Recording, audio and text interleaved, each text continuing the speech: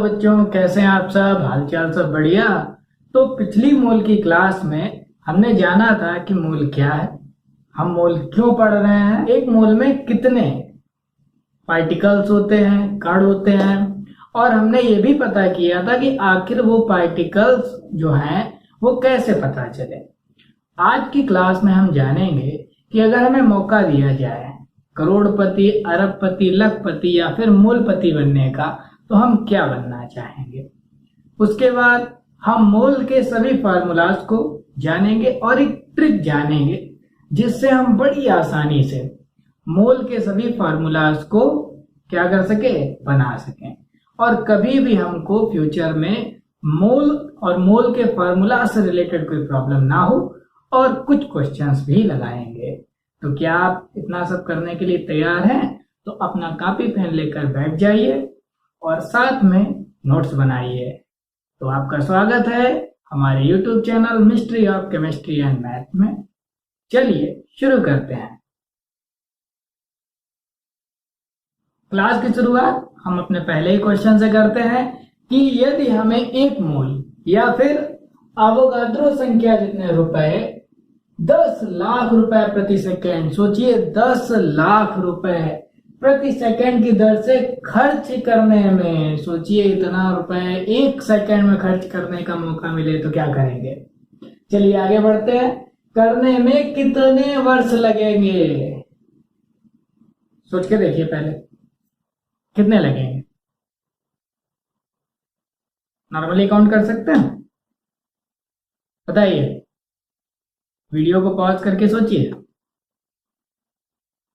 चलिए देखते हैं। 1 सेकेंड में कितने खर्च कर रहा है? 10 लाख। इसे क्या लिख सकते हैं? 10 to power 6। तो 1 मिनट में कितना हो जाएगा? 1 मिनट में कितने सेकंड होते हैं? 60। इतना हो गया। 1 घंटे में कितना होगा? 1 घंटे में कितने मिनट? 60। 1 मिनट में कितने सेकंड? 60। 1 सेकंड में कितना रुपए खर्च करे? इतना। इसी तरह से 1 दिन में तो 24 को और मल्टीप्लाई कर दिया जाएगा। 1 वर्ष या 365 दिन में कितना? अब 1/4 डे हम लोग छोड़ रहे हैं, ठीक है। और अवोगाद्रो नंबर में कितना होता है? 6.022 इंटू 10 की पावर 23। तो अगर हमें इतना रुपए खर्च करना है, जबकि हम 1 साल में कितना रुपए खर्च करते हैं? इतना। तो इतना रुपए खर्च करने में हमें कितने साल लगेंगे? तो इतने रुपए में कितने रुपए से भाग दे देंगे? 1 साल में जितने रुपए हमने खर्च किए हैं उससे भाग दे देंगे, तो हमें पता चल जाएगा कितने साल लगेंगे। चलिए यही किया हमने, तो कितना आया? 1.9095 इंटू 10 to power 10 ईयर्स वर्ष। इसको थोड़ा सा अरेंज करके और लिखते हैं। कैसे? हम इसे इस तरह से लिखेंगे 1909.5 इंटू 10 to power 7 ईयर्स। ठीक है, इतने वर्ष लिख लिए। अब 10 की घात 7 का मतलब क्या होता है? करोड़। तो कितने करोड़ वर्ष लगे?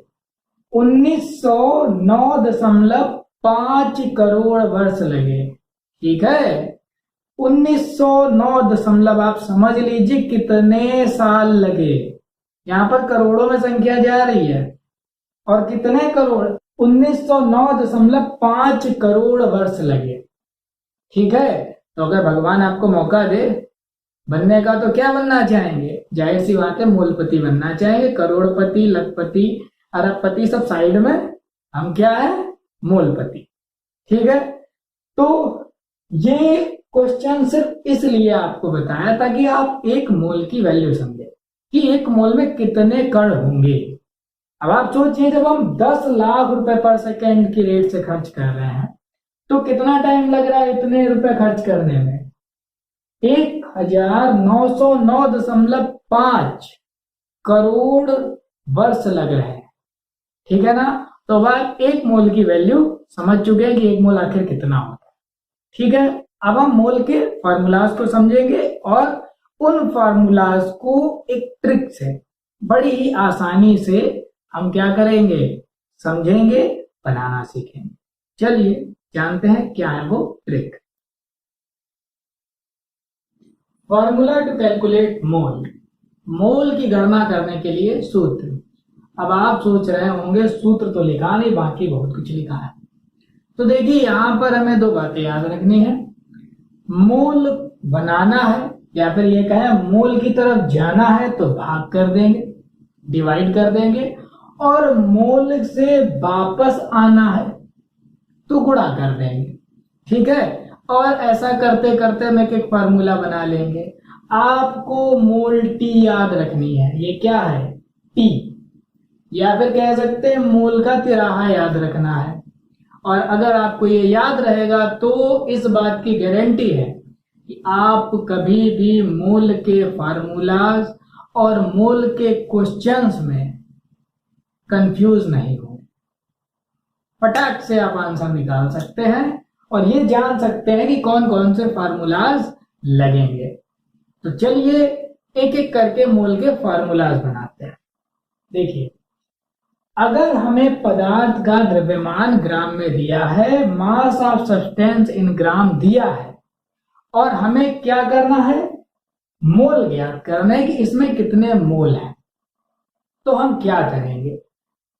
हमने अभी क्या बताया था, अगर मोल की तरफ जाना है तो भाग करेंगे। ग्राम परमाणु द्रव्यमान किसके लिए हम निकालते हैं, तत्व के लिए, या ग्राम अणु द्रव्यमान ये किसके लिए निकालते हैं, यौगिक के लिए। यदि आपको ग्राम परमाणु द्रव्यमान या ग्राम अणु द्रव्यमान के बारे में जानना है तो ऊपर लिंक शो कर रही है, आप उस पर क्लिक कीजिए और इसके बारे में डिटेल से जानकारी प्राप्त कर लीजिए। फिलहाल हम वापस लौट आते हैं अपने टॉपिक पर। तो हमें पदार्थ के रूप में क्या क्या मिल सकता है, तत्व और यौगिक। यदि हमें पदार्थ के रूप में तत्व का द्रव्यमान दिया गया है ग्राम में, तो हमें उसके मोल बनाते समय ग्राम परमाणु द्रव्यमान से क्या करना होगा, भाग करना होगा। ठीक है, मास ऑफ सब्सटेंस की जगह हमें मास ऑफ एलिमेंट अगर दे दिया जाए तो हम उसमें ग्राम एटॉमिक मास से भाग देकर उसे मोल में कन्वर्ट कर सकते हैं बड़ी आसानी से। ठीक है, अब यदि हमें पदार्थ के रूप में यौगिक दिया गया हो, कंपाउंड दिया गया हो, तो हम क्या करेंगे, मास ऑफ कंपाउंड अगर हमें दिया गया है तो हम उसे ग्राम मोलर मास से डिवाइड कर देंगे, तो हमें उसके क्या पता चल जाएंगे, मोल पता चल जाएंगे। ठीक है, और अगर वापस जाना है तो फिर क्या करना है, जो डिवाइड किया था उसी से क्या कर देना है, मल्टीप्लाई कर देना है।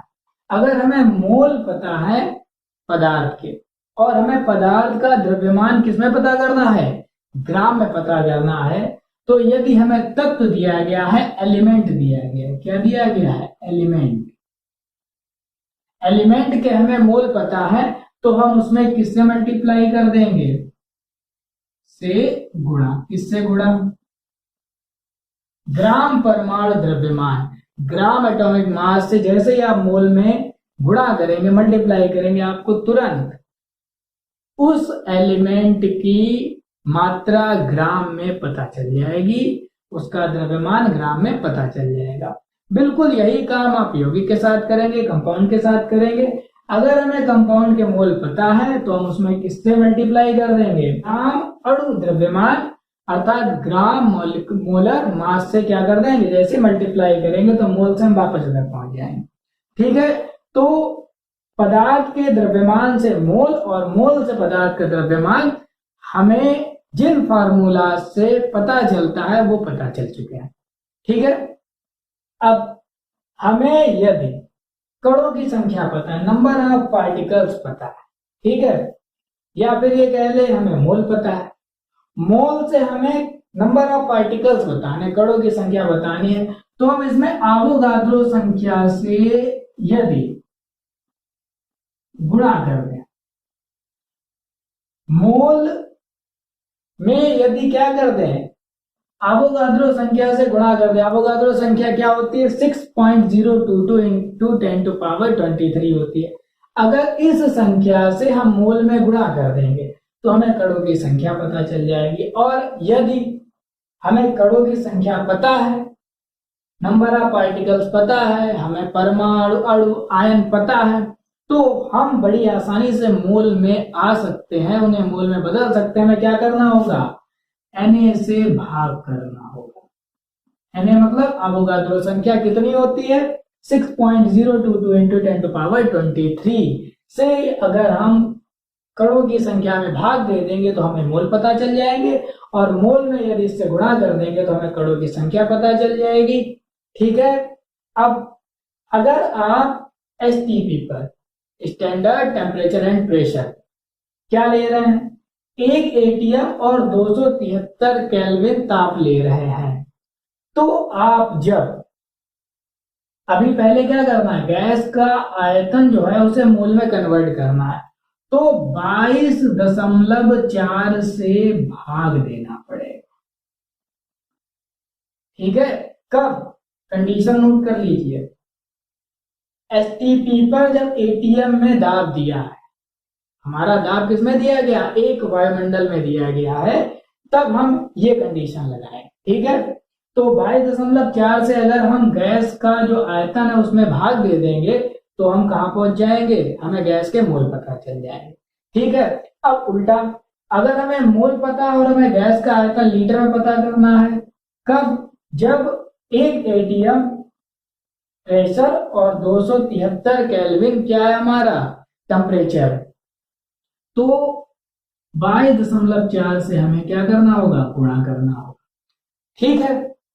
तो हम मोल से कहां आ जाएंगे, गैस के आयतन जो कि लीटर में, उस पर आ जाएंगे।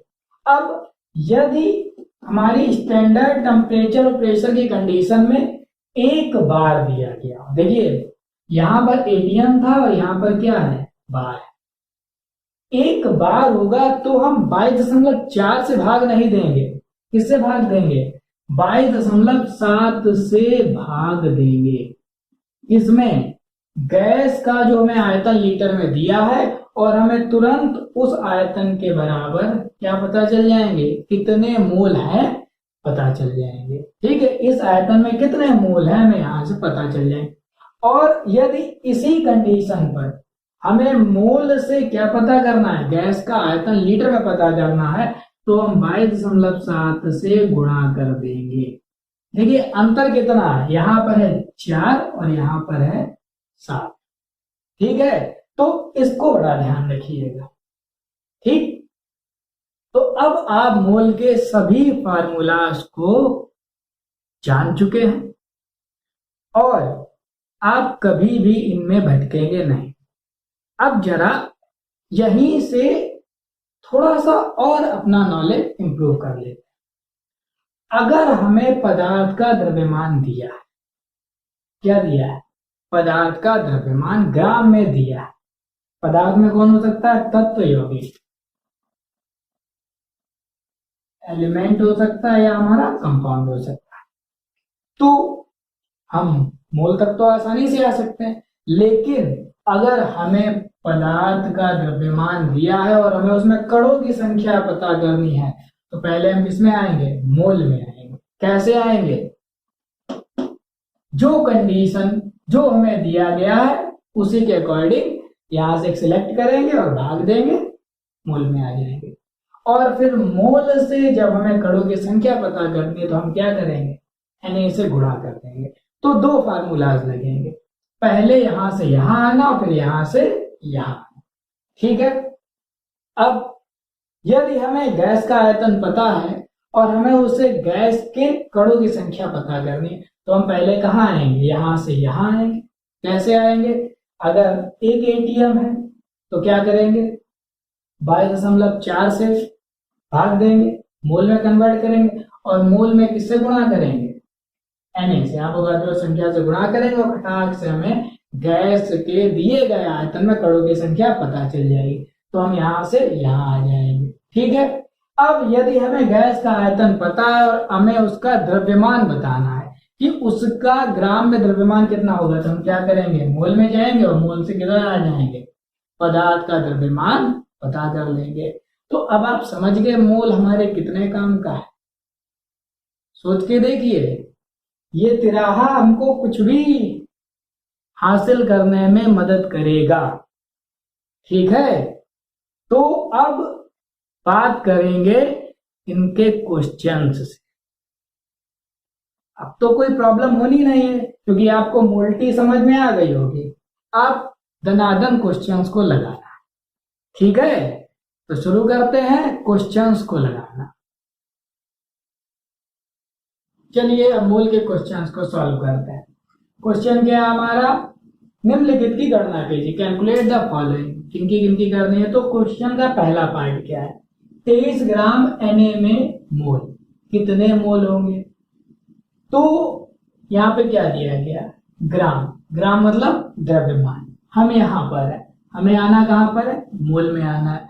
तो जब हमें द्रव्यमान से मोल में आना होता है तो हम क्या देते हैं, भाग देते हैं। किसका भाग देंगे, ये क्या है हमारा सोडियम, सोडियम एक क्या है, तत्व है, एलिमेंट है, तो किससे भाग देंगे, ग्राम एटॉमिक मास, ग्राम परमाणविक द्रव्यमान। चलिए कैसे लगाएंगे इसको, देखते हैं सॉल्यूशन। पहले पार्ट का करते हैं। हमें क्या दिया गया है, 23 ग्राम Na दिया गया है, ठीक है। इसका मतलब क्या हुआ, Na का द्रव्यमान, मास ऑफ Na कितना दिया गया है, 23 ग्राम दिया गया। अब आप Na का क्या लिखेंगे, एटॉमिक मास, क्या लिखेंगे, Na का परमाणु द्रव्यमान, एटॉमिक मास ऑफ Na कितना है, 23। अब यदि यहां पर 23 के बाद क्या लगा दिया जाए, ग्राम लगा दिया जाए, तो यहां पर हमारा क्या हो जाएगा, ग्राम परमाणविक द्रव्यमान और ग्राम एटॉमिक मास, ठीक है। तो अंतर सिर्फ इतना ही होता है, अगर आप परमाणु द्रव्यमान लिख रहे हैं तो आप डायरेक्ट लिख रहे हैं, ठीक है, 23। और जब आप इसे किसमें लिख रहे हैं, ग्राम में लिखना चाहते हो, तो फिर वो हो जाता है ग्राम एटॉमिक मास, इतना हो जाएगा, ठीक है। तो हमें क्या निकालना, मोल, Na के मोल कितने हो जाएंगे, ऊपर रहेगा ये, नीचे रहेगा ये, क्या लिखेंगे, Na का द्रव्यमान किसमें, ग्राम में, बटे ग्राम परमाणु द्रव्यमान या परमाणविक द्रव्यमान, आप जैसा लिखना चाहें। ये भी किसमें होता है, ग्राम में होता है। क्या हो जाएगा, 23 बटे 23, कितना आ गया, 1। तो 23 ग्राम Na में कितने मोल होंगे, 1 मोल होगा। क्लियर हो गई बात। अब आते हैं हम दूसरे क्वेश्चन पर। ये आपको बिल्कुल क्लियर हो जाना चाहिए, कहीं पर भी डाउट हो तो आप कमेंट सेक्शन में जरूर लिखिएगा, ठीक है। अब आगे लिख,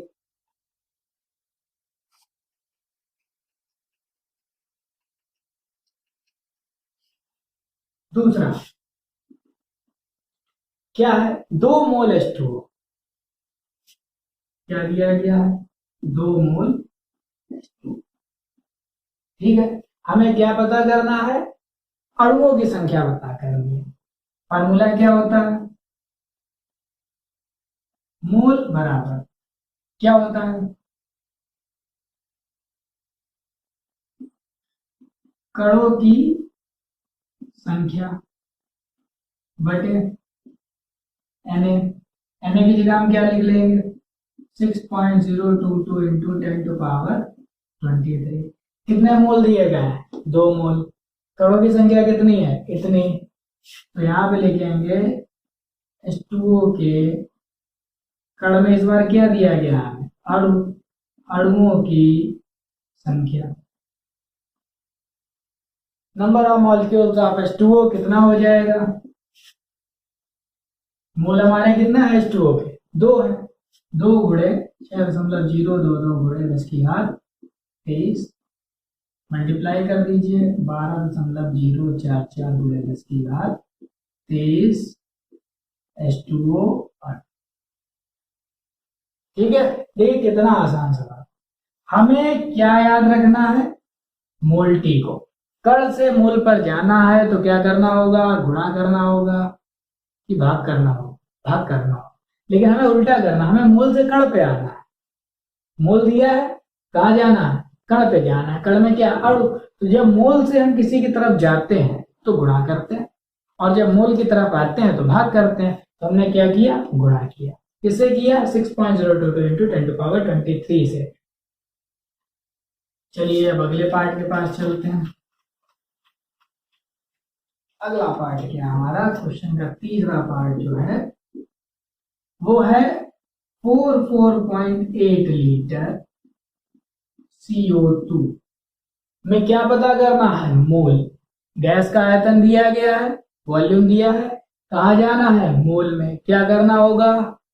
डिवाइड करना होगा। अब देखिए यहां पर कुछ नहीं दिया गया, ना एक बार दिया गया है, ना एक एटीएम दिया गया है। अगर दिया गया होता तो वैसी कंडीशन, नहीं तो हम एक एटीएम वाली कंडीशन ही लगाएंगे, मतलब 22.4 से ही भाग देंगे। क्या होगा फार्मूला? गैस के मोल बराबर गैस का आयतन, किसमें? लीटर में। Volume of gas in litre upon क्या लिखा जाएगा? 22.4 लीटर। ये कौन सी कंडीशन है? एक एटीएम और इस पर 273 केल्विन पर। गैस का आयतन कितना दिया? वॉल्यूम कितना दिया है? 44.8। ये भी लीटर में, नीचे लीटर में 2 मोल। तो गैस हमारी यहाँ पर क्या थी? CO2 थी, तो यहाँ गैस की जगह हम क्या लिख लेंगे? CO2। ठीक है, तो इस तरह से हमारा ये पार्ट भी क्वेश्चन का सॉल्व होता है। तो आप देखिए कितने आसान होते हैं मोल के क्वेश्चन। ठीक है, अब अगर आपको मोल के बहुत सारे क्वेश्चंस लगाने का शौक है या आपको बहुत सारे क्वेश्चंस लगाने हैं, तो मोल की जो न्यूमेरिकल पार्ट है उसकी एक अलग सीरीज है। आप उस सीरीज को देखिएगा। उस सीरीज में आपको सिर्फ और सिर्फ मोल कॉन्सेप्ट से रिलेटेड न्यूमेरिकल ही मिलेगा। ठीक है, तो उस सीरीज को जरूर देखिएगा ताकि आप बहुत ज्यादा से ज्यादा मोल के क्वेश्चंस को लगाने की प्रैक्टिस कर सकें। ठीक है बच्चों, आपको आज की क्लास में बहुत मजा आया होगा। आपने आज मोल के फार्मूला सीख लिए, मोल टी सीख ली, और अब मोल टी की मदद से आप कभी भी कंफ्यूज नहीं होंगे मोल के फार्मूलाज को बनाने में। ठीक है, क्लास आपको पसंद आई हो तो लाइक कीजिए, और लाइक से ज्यादा इस क्लास को शेयर कीजिए अपने उन दोस्तों को जिन्हें मोल में काफी दिक्कत आती है। ठीक है, तो अब आपसे हमारी मुलाकात होगी नेक्स्ट क्लास में।